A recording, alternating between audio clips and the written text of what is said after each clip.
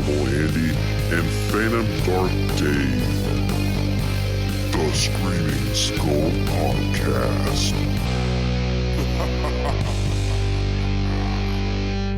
What's up, everybody? You're listening to a brand new episode of the Screaming Skull Podcast, and we are your hosts. I'm Phantom Dark Dave.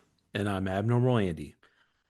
It is still summer 2026, and that means we're talking found footage movies. But this time, we got something special in store for you screamers. We are doing count them, two found footage movies. Yeah, I was like, what? It's like, well, okay, it was my turn to pick, right? And so I picked a couple this time. Dave's like, let's do two, because, summer's about over and we just have a lot more movies we want to talk about. So I was The like, all more right, the let's do it. merrier. Yeah. And I think we can fit, two. So these two are kind of similar, not a little bit similar, not really. I don't know. They're both like, They're both uh, found footage. they're both found footage.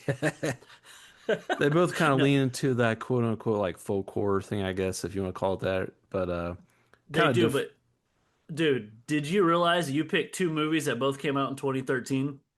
Oh, I didn't realize that. Yeah. Yeah, I thought you'd maybe did that on purpose or something. I was like, Andy really wants to deep dive to some 13 years ago horror movies, but I guess that was just a coincidence. Yeah. So the first movie we're gonna talk about, it's a movie called Mr. Jones from 2013. Scott, it's time to wake up, sleepy. We have to get out of here. Scott, the other world, it's coming over us. I just hung this thing in the front window of the gallery, and it stopped traffic. Nobody knew who he was, and nobody still knows. We are out of phone range.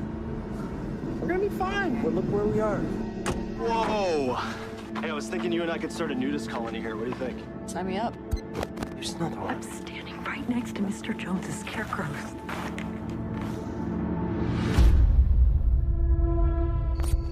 I'm just gonna go in there for like 2 seconds. I'm gonna come right back. Who do you think you're dealing with? Do you think this is like a painter or something? Like, I know you guys think you're telling like a fun little story, but you need to stop. Whoa!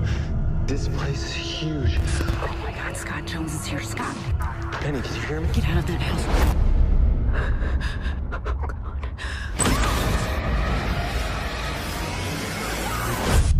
Scott, what happened? You have no idea what you're dealing with. You don't know what he's capable of. I don't want to go in the way! Don't look for him. If you think you have found Mr. Jones, Get back inside! Go!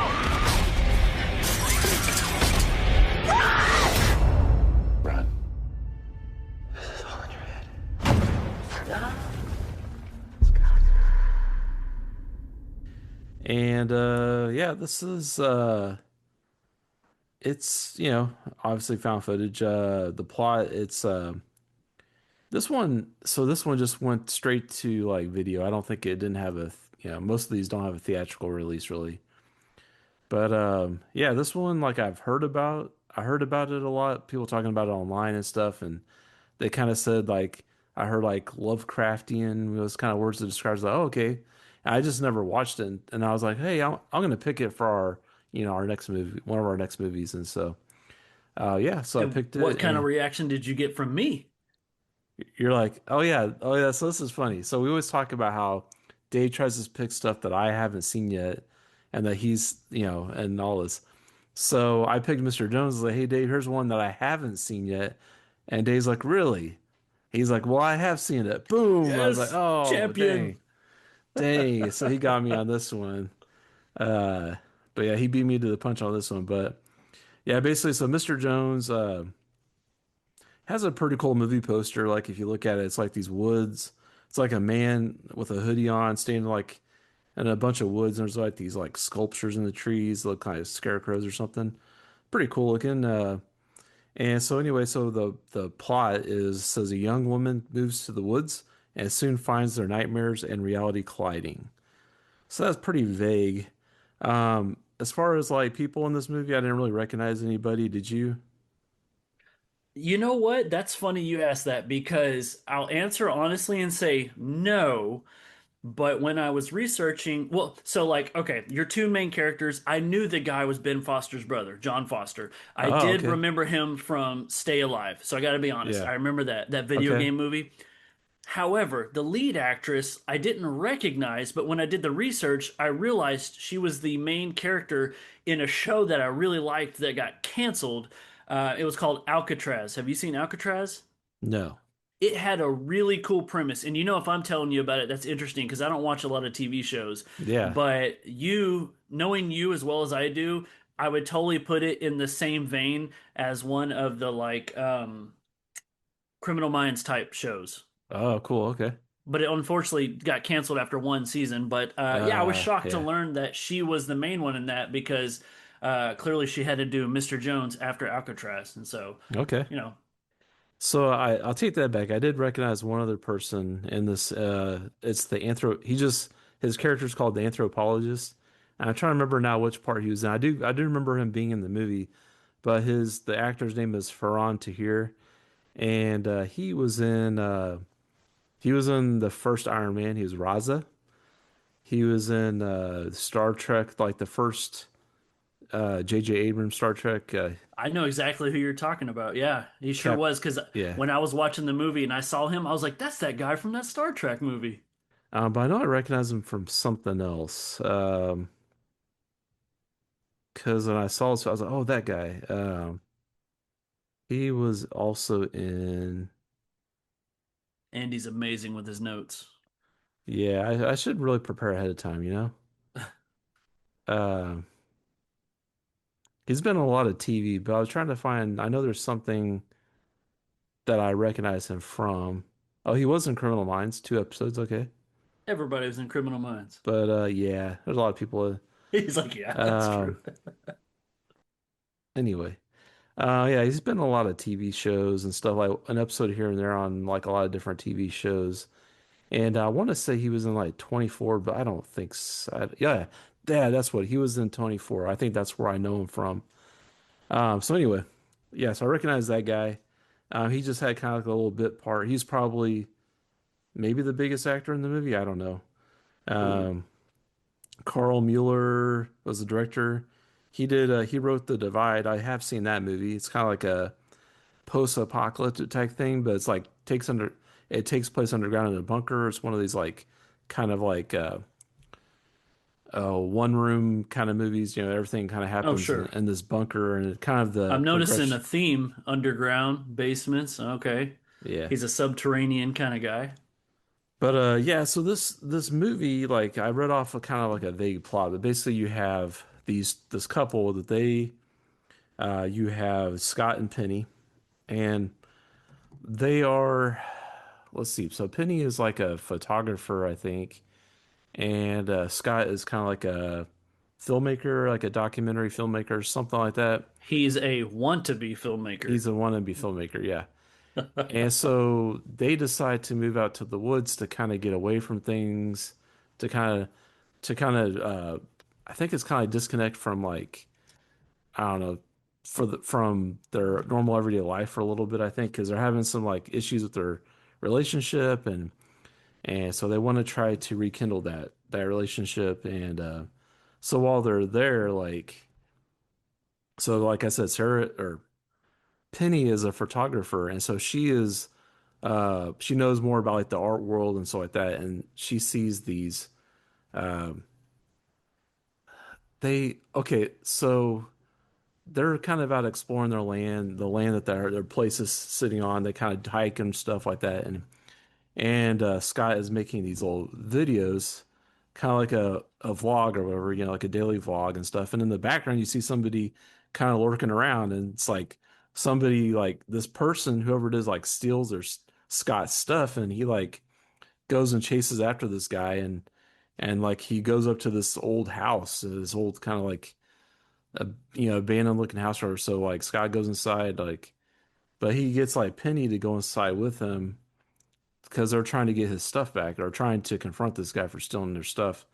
and nobody's home. It doesn't seem like, and the house is really weird. It's like there's like part of a wall's missing, so it's just like a big hole to the outside, and Yeah. it's just kind of the house is in shambles, and they find this cellar, kind of like a root cellar. It's like a ladder going down, so they and there's like candlelight and stuff down there. And it's like Scott's, I need to go down there and see what's down there. Like, no, Penny's like, no, we gotta get out of here, and stuff. But he goes down to the base. They both go down to the cellar, and they see these like scarecrows, these sculptures, or whatever. And Penny, a bell rings. She's like, "Hey, I recognize these. This is by an artist named Mr. Jones." And he's like very reclusive. He's like this mysterious person. Nobody knows who he is. It's kind of like Banksy or whatever, that graffiti artist that nobody knows who they are. Their identity's been a secret all this time. And so then they kind of like, he gets the idea of making this documentary about Mr. Jones. He goes and like kind of tries to sell it to some people in the city and stuff like that. So anyway, that's kind of like the premise, I guess. And it kind of just evolves from there. Like, uh, they Penny is kind of left behind, and she has to deal with some kind of weird stuff happening. She kind of does go back in the woods and finds Mr. Jones again. He's like putting up these like sculptures, these scarecrow looking things in the woods and stuff like that. And he's kind of freaky looking. I think he's wearing a mask and stuff like that. And I think for me, the beginning is really cool. It like sets up a really good mystery. And I think as it goes along, it kind of like loses my interest a little bit, just because it kind of turns more into like David Lynch kind of thing, like more like dream logic, like nightmare. And it kind of goes into this like, uh, you kind of find out, spoilers, for people, I don't know. We always do spoilers, so it's like whatever. But yeah, I found out he's actually making these scarecrows to actually protection, to keep something out of our world. Kind of like there's like this crossing over this alternate dimensions or whatever. It kind of goes into that kind of stuff. And I don't know. So what did you kind of think about all this, Dave? I'm with you. I think the first half of this movie is really good because we're invited into this really messy relationship between Scott and Penny. And it seems at first that it's like kind of nice because they're both really happy about their new house, new cottage in the woods. The scenery is beautiful. But then you start to pick up on little things like there's clearly trouble in paradise. Like just because you move, you're going to take your problems with you. And we get to spend time with each character individual and with them together, and we start to realize that it's kind of like this is their last opportunity to try to fix their marriage. And he's like, it's kind of like that person who's like an artist, but they have to wait for the right moment to strike. Like, I'm going to create something, but then it takes like years for them to create it, and the other person's kind of getting tired of waiting. And you start to feel that tension in here. And it's really interesting because Scott seems like he's very motivated, but for whatever reason, you get to like spend as much time with him and see his motivations like lacking and draining to the point where Penny's like shoving him. He like lays in bed or lays on the couch all day. He doesn't feel motivated. He doesn't want to do anything. And then the one day he goes back out and tries to record, we have our Mr. Jones character in the background steal his backpack, and he goes and he tells Penny, and he's like, I think a squatter stole my backpack. And so that's how everything starts in motion, and him and Penny go to Mr. Jones' house. And yeah, man, it's kind of like the house from Frogman, where it's like a house you should not open the door, you should not go in there. But then, like, the deeper they descend into Mr. Jones's home and basement, you start to see some freaky stuff. And you gotta suspend disbelief a little bit that Penny just so happens to recognize like all this famous artwork because she's a photographer herself, so she has heard of this. But what's really interesting is I think the concept of this Mr. Jones character, where nobody knows anything about him, he creates these weird things and then he randomly mails them to people. We don't know how he gets people's address, he just sends them to people. But correct me if I'm wrong, people who receive these rare items, there's belief that you could be cursed if you receive one. Yeah, the people weren't sure how to quite take him because they're really menacing looking, and some of the art he sent them to like art galleries, and they would just like they put him up in their gallery window like this one guy did because his gallery was kind of failing, like business was slow, so he put the sculpture up in the window, and it immediately brought people in the door like asking questions about it. And yeah, so a lot of, and like you said, he's sending these sculptures to people around the country, and people don't really know what to make of it. It just seems very ominous, and just a lot of questions about who this Mr. Jones is. Yeah. There's a lot of like pretty decent buildup. And honestly, I was getting pretty excited to see where it was going. This is a movie that doesn't have a whole bunch of characters, which I appreciate sometimes. And so you can spend more time with your main characters. But man, to be honest, once the second act kind of starts to wrap up and we go into the third act, the wheels kind of fall off, to be honest. Yeah, it kind of goes into this territory of like there's the alternate dimension, and I thought it was going to be some kind of creatures like coming through, and like he's trying to protect our world from these like I mean, you other. hear Lovecraft, you hope there's a creature, right? Yes, but actually kind of what we get is it's more of like these like evil doubles or something, or like Like a doppelganger or something. doppelgangers. Yeah, yeah, they look like Penny and Scott. They are trying to like cross over and take their place basically. And then we kind of find out that it's kind of like this like weird time warp thing going on too, because you find out more about Mr. Jones, how I think Mr. Jones is actually Scott, right? From the future or something. Yeah, and so what happens is like so when they decide they're going to make that documentary, he goes back to New York and he's interviewing people that have received packages. She stays behind and she's like photographing everything. She wants to be a part of this documentary now, and that's kind of cool because it's like a project that's bringing them together. But her experiences are she finds Mr. Jones and she gets the consensus that he's trying to protect her, but we don't know from what. But then a hooded figure shows up, and it's revealed that that hooded figure is Scott. And so you're like, what the hell is going on? But a lot Yeah. of it ties back to that time when Scott snuck into Mr. Jones' house. And remember, he finds that little doll Yeah. and he steals the doll. And this doll, like the weirdest thing, has candles for eyes. I'm like, what? Yeah, Put it very back. creepy. Yeah. Don't touch it. Yeah, it's like if you find something, just leave it alone. But yeah, he grabs for whatever reason feels like he needs a and then like this is like in some caves below his Mr. Yeah. Jones's house, like these tunnels and like walls close off and stuff. It's kind of like a uh just kind of like a weird like I think you area. called it a labyrinth earlier, and I thought that was a pretty good description. Yeah, it's kind of like a labyrinth, yeah. And because But he takes this little doll and that kind of like I it think really that puts messes everything into motion. yeah, it really messes things up because that was a whole protection thing and he disrupted that and I wonder if the doll was like supposed to be like a voodoo doll of him. Because if you think about it, things didn't really start to go down until he stole it. So he took it away from maybe that protection mm, circle. And if it's him, that would be what brought all the negative towards them. yeah, yeah, it could be. I never thought about that. I'm trying to make sense of it. I really, it gets pretty weird. It's like night is day, day is night. There's times when they're like, we're gonna leave tomorrow.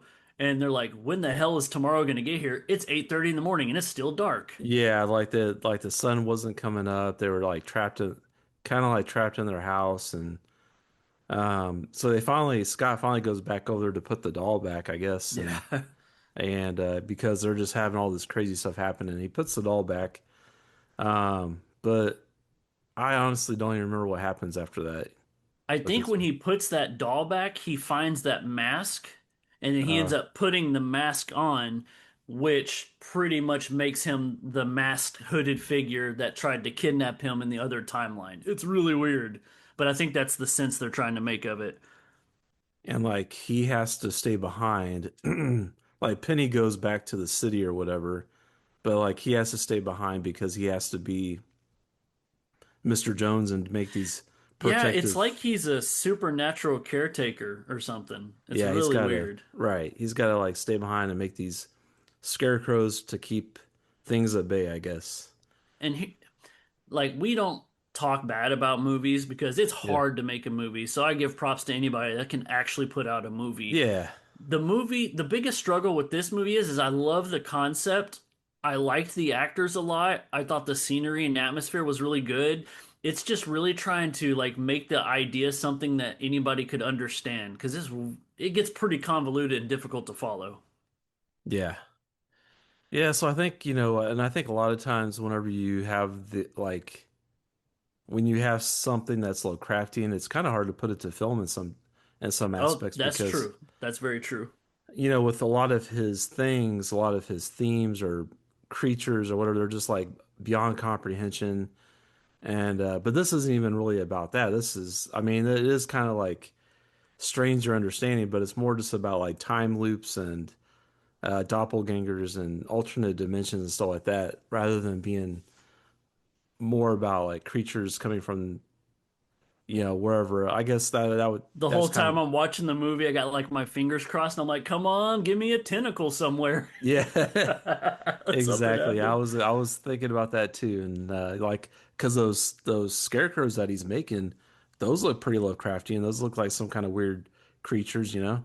They do, and for whatever reason, they totally gave me vibes of like the stick figures from Blair Witch. Yeah, yeah. Just something you look at and you're like, I don't know what that is, but keep it away from me. Ironically, I looked it up. So, did you know? So, we know Mr. Jones didn't like have a distribution in theater exactly. It actually has a $90,000 box office. So, I Okay. guess it had an extremely limited run and nobody went and saw it. Yeah. But you can watch it. It's on Tubi. And, Yep. if we've done anything but put a little bug in your ear, then check it out. I mean, it's not a long movie. That's a good thing. Yeah, I mean, and it's probably not it's not like the worst movie I've ever seen or anything. It's just it was like a little different than what I expected, I think. And Yeah. so, but anyway, so you want to But that go was on? just the first movie. Yeah, that was the first movie. So the second movie is one I'm a little bit more excited to talk about. And this is one, if anybody has been listening to me and Dave for any length of time, you've heard me talk about it. And this is Final Prayer, aka The Borderlands. It has two different names, but I think if you look it up on Tubi or whatever, it's going to be under Final Prayer. This also came out in 2013.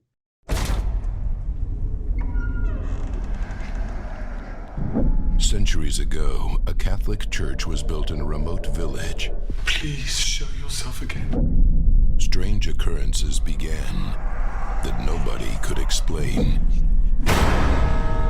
Dear God.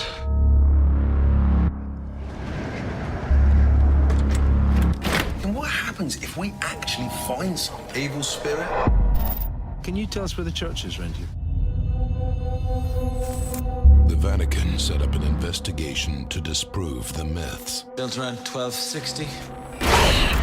Dog, where? But instead, they unearthed a terrifying secret. I've seen that symbol before. Yes, in the pagan times. The evil isn't inside the church. Is that a voice? It's underneath it.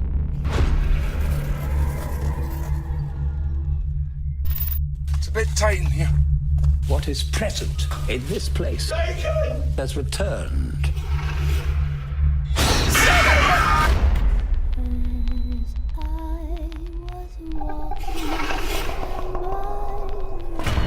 Have you ever seen anything like this before?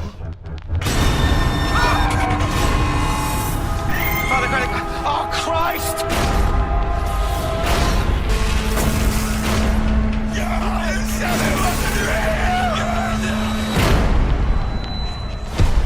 Final Prayer.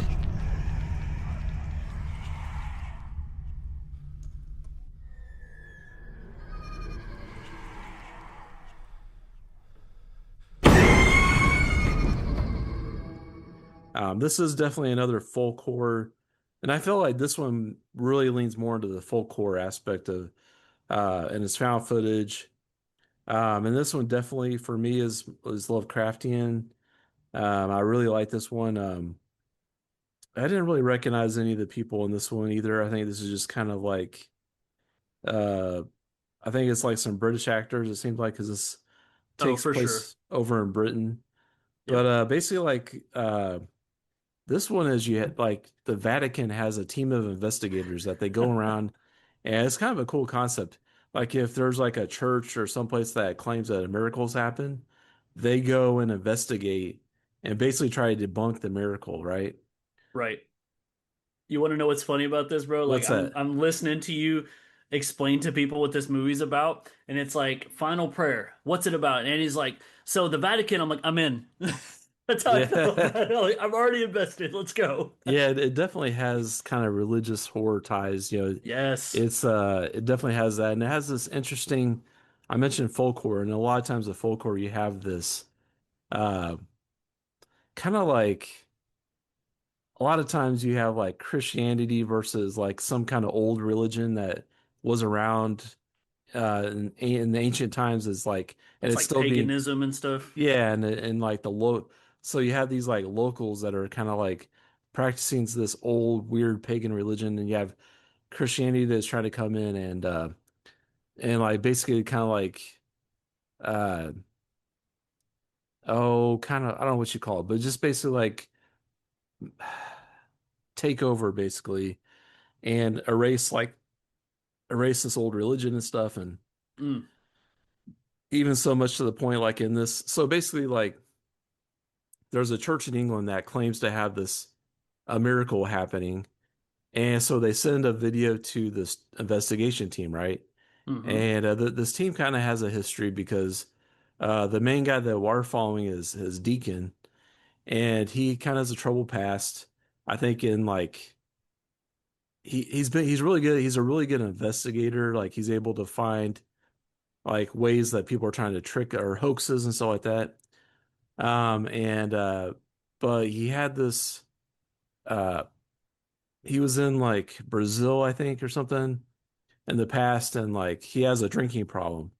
And like there was a team of like a priest and stuff in Brazil that he went to go help, and Yeah, it was like him and six other people.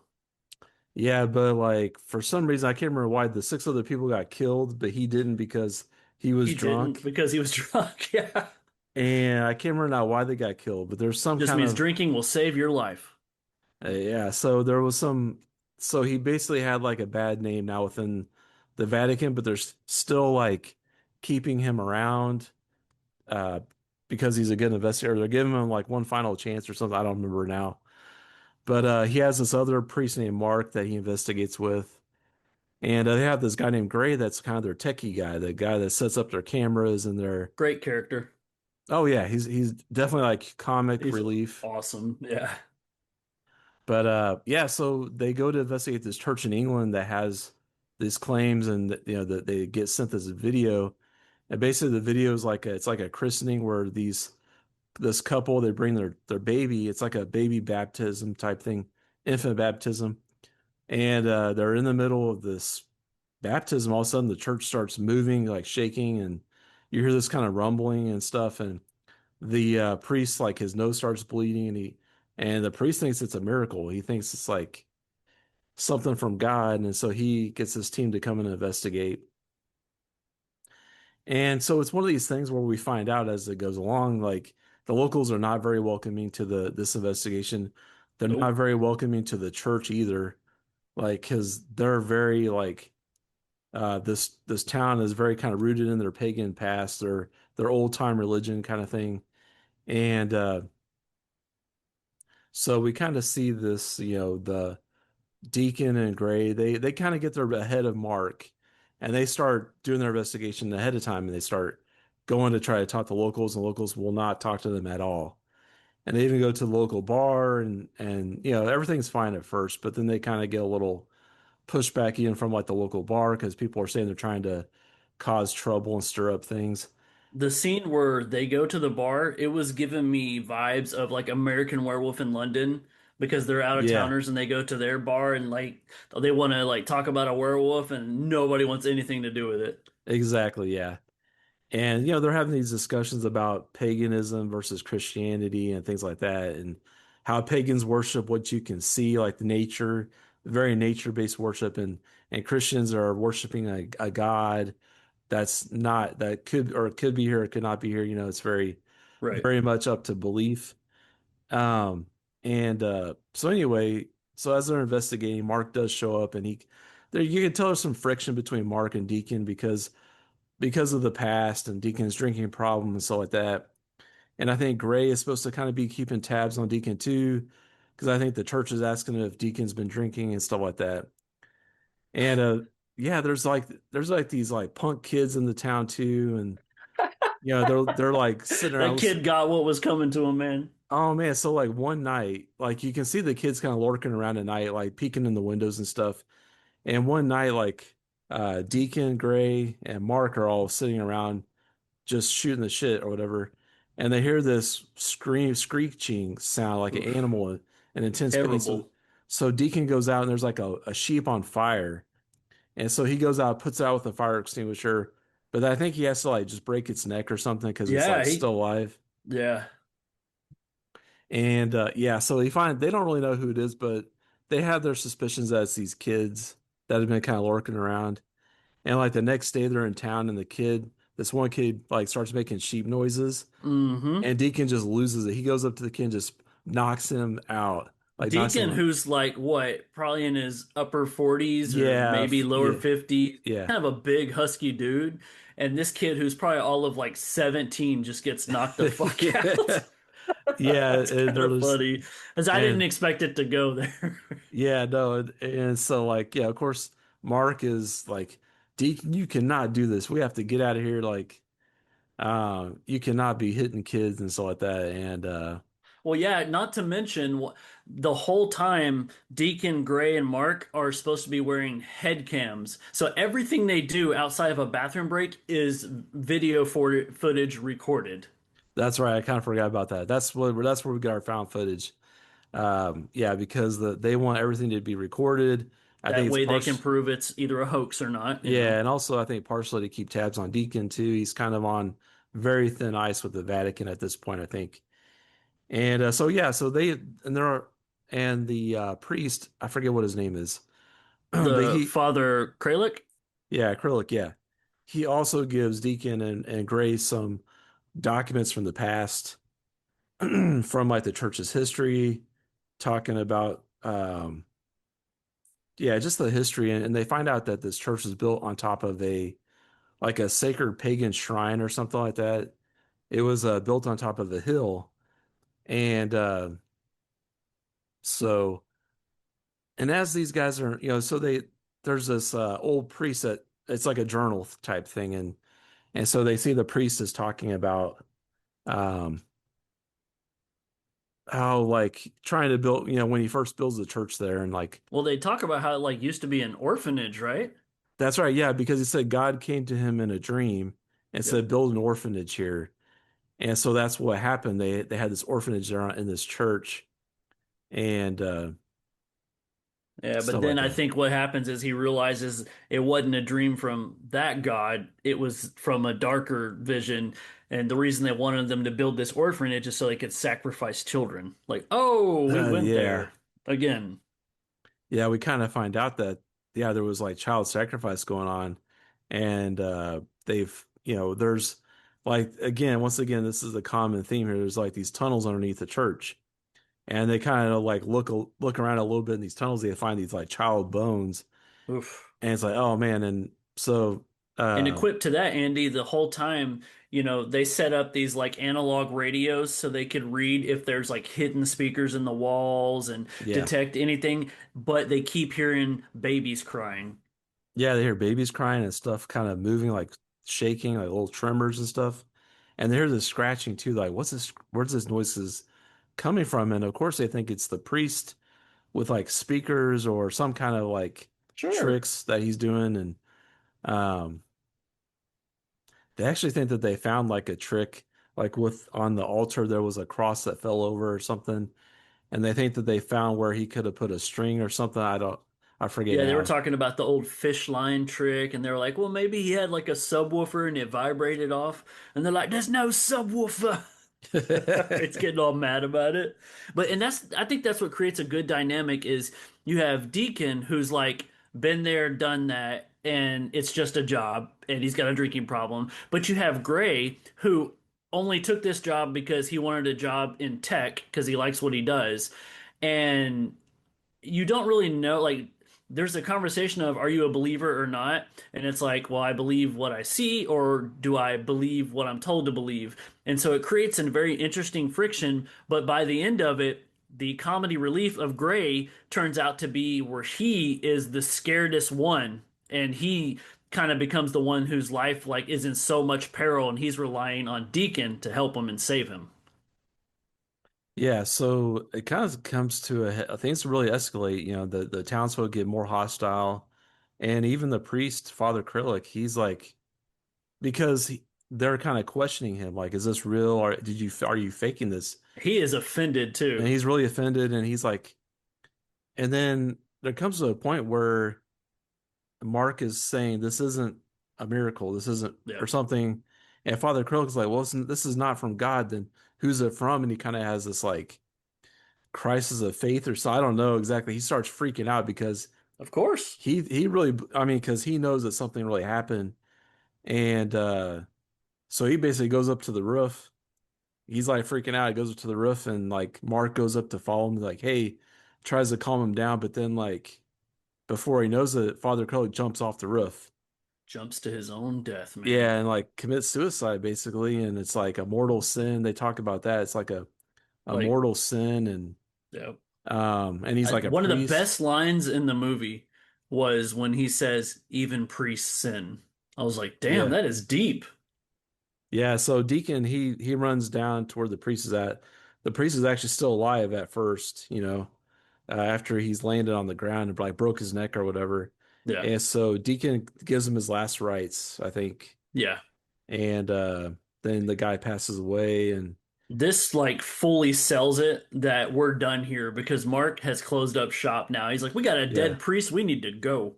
exactly. But Deacon he knows that something else is going on here, so he calls another priest, but he Yeah, kind an of he exorcist. yeah, he goes behind Mark's back and calls this exorcist, and it's it's this older guy, older priest, and it is Father Calvino. And so he shows up, and Mark is really pissed off because Deacon went behind his back because Mark's like, we're done, we shouldn't be even be doing this, but Deacon talks Calvino into doing an exorcism on the church because he really believes that there is something evil in the church. And he doesn't want to, he feels guilty for his past and he's trying to like save the future basically. Yeah, yeah. So they try to do an exorcism, and it does not go well. Oh man, it stirs some shit up, let me tell you. Yeah, Calvino's like floating up in the air. It's like bleeding from his The face and all this eyes and stuff. And stuff. yeah. Yep. And then he just like disappears. I think and Mark, he's like bleeding from his ears or Ears. something. Yeah. Yeah, he said it's so funny too. They're like, "This is not normal. You should go to a doctor." And he's like, "No, it's just the elevation. It's cool. My eardrums are just bleeding." And then Oh, that's right. Yeah, it no, you're happens. literally bleeding out, dude. Yeah, but then like they think that Mark goes in these tunnels, these catacombs under the church. So Yeah. like Deacon and Gray are end up down there like looking for Mark, well, looking for Father Calvino too, because they think he went down there or something, or he got taken down there. So they're running around. They find like I think they find Father Calvino's like robe or something down there. Um, Definitely the crucifix necklace is down there. yeah, and they see this like writing on the wall, like from the old priest back in the day. Uh-huh. He says, "I now serve my new master," or something like that. And it's like very ominous, like what is going on? Like, and so they're just gonna find something horrible down here. They keep being led deeper, deeper into these catacombs because they see Mark, and Mark is like far off down, like, and Mark's always like turning the corner or something, and so they're like Deacon's going farther in there to try to get Mark out because he doesn't want to leave Mark behind. And you hear this like crying, like all these weird noises and stuff, and um, They find all those little cages, which I guess yeah, held small animals and infants, which is terrible. They find all the bones that you talked about. And I gotta say, if you have trouble with claustrophobia, this movie is for you. yeah, this movie definitely gets you like freaked out. I mean, they're having to like crawl around at points in these tunnels, and so yeah, I mean, We're gonna tell you guys something that's gonna blow your freaking minds right now because we don't set out to ruin movies for people. We like to explain to you why that we think they're awesome and why you should watch them. We always hope that people watch these movies before they listen to us talk about them. But the only reason I'm bringing it up right now is because this is one of those type endings where you don't want it ruined for you. So this movie's on Tubi. If you haven't Yeah. seen it and you don't want the end spoiled, please check it out because Andy is about to tell you some really freaky stuff. Andy, they're climbing through these tunnels and these catacombs, but what are they really doing? Yeah, so like I said, like they're getting led farther and further because they see Mark, and it's like, and so they're getting to the point where they have to crawl on their hands and knees through these little small passageways, and like, and they get to this one passageway and notice it's kind of wet, and it's like the interior of the tunnel looks a little different than the rest, and like Deacon gets to what looks like the end of the tunnel. He's like, we have to turn around. This is a dead end. Let's go back. And Gray turns around and he can't go any farther because the other end is closed up as well. And I think if you look, you can kind of see what almost looks like a mouth that's closed. It's real quick. And so yeah, they have crawled into the belly of the beast, Yes. quite literally. And this is like some kind of like creature they crawled into its mouth or whatever. Yeah, I think we're supposed to believe that a church was built over this subterranean creature. Like, what? That is Yeah. insane. Well, yeah, because it was like a shrine, to this old pagan religion, and like Yep. this ancient god was like under the ground and in the earth, and they built the shrine on top of it. And yeah, so like they're in this like stomach basically, and In the that starts, intestines or something. yeah, and it starts dripping this acid on them. It's like, oh, super disturbing because they just start melting and getting burned and stuff. It's Yes. like, oh my gosh. It's insane. Yeah, Deacon's like starting to pray, and like Gray's like, you told, like, Gray's even saying something like, I thought it wasn't real or something like that. Like, you told me it wasn't real or something like that. Yeah, dude, we are digesting priests right now. Like, holy crap. Yeah. Oh, that's the thing, because at the beginning of the movie, Gray asks him about like, are we going to see anything supernatural or, and Deacon's like, don't get your hopes up Yeah. because this is all pretty much always fake. But then at the end, Gray's like, you told me it wasn't real. As he's being dissolved. The scene where these guys are dying is like the most emotionally driven, impactful. Like you feel so bad for them because these are good dudes who Yeah. are getting this like insanely what I can only imagine to be super painful type death. Like there's corrosion going on. Like you said, their skins are melting, their flesh is burning. I mentioned claustrophobia, like it's tightening up. I mean, Yeah. you have never seen a bold ending like this until you see this kind of movie. Yeah. And that's just where it ends. I mean, of course, the footage cuts off because their cameras are dissolved or whatever. Yeah. um, but yeah, so we really don't know. I mean, I just assume The that, last like, two things you hear are the Lord's Prayer yeah, and the screaming and cries of agony from Gray. Like yeah, it's very much like when Blair Witch ends and you're like, holy crap, this was one of those holy crap moments. And if you're gonna do a double feature, like watching Mr. Jones and then watching this, you'll be good for the night yeah, in yeah. that So, order. like I said, this one definitely gives you the creature, gives you the Lovecraft stuff. So, and that ending just like it's like one of the best endings in the movie. I think I don't know why. I just there's something about I think it's like growing up with like Star Wars, and you have the Sarlacc pit, kind Oh of thing. my. Like, Yeah. yeah, it's kind of like that kind of thing. I don't know. But anyway, yeah, it's just really I thought it Andy's was like, if Star Wars had just gone there, this is what it would have been like. This exactly, is yeah, the part of Star Wars that you didn't get to see. exactly. So such a cool movie. I mean, I love it when you have like this folklore type stuff. You have like, and a lot of times folklore doesn't really go this far. It's more like it just like presents like an old pagan religion. It doesn't really present. Sometimes it presents like an old god, like that's a creature or whatever. But a lot of times it doesn't. It's just the cult is the threat, and like we see with like Midsummer and I don't know some other ones. Oh, like the Wicker Man, Hereditary. Yep. yeah, Hereditary, yeah. So like that, yeah, the cult stuff, which is dangerous enough in and of itself. but So never do you ever see the intestinal tract of the beast. yeah. Yeah, so this is cool, man. I really enjoyed this one. And this believe it or not, this is only the second time I've seen this movie. No Like way. it's one of those movies where It stayed with you. it stays with me. I don't really have to watch it very Okay. often because it stays with me. Like it's very memorable. But I love it. Yeah, I always recommend it to anybody that's wanting a good found footage movie or a good like folk horror movie. Like, check this out. Check this out because it's cool. It has some cool. It has some likable characters like Deacon and Gray. Man, I love these guys. Are like a great duo. Good dynamic. Kind of like you Yeah, and me. yeah. But hopefully we don't have the same end. But Which one of us is drunk? yeah. But yeah. So I mean, that's our That's movies for it. this. Yeah, and I'd be curious to know what screamers think too, like because we used to do segments where we talked about multiple movies. We kind of got away from that and did more of the traditional podcast where we spend all of our time talking about one main movie.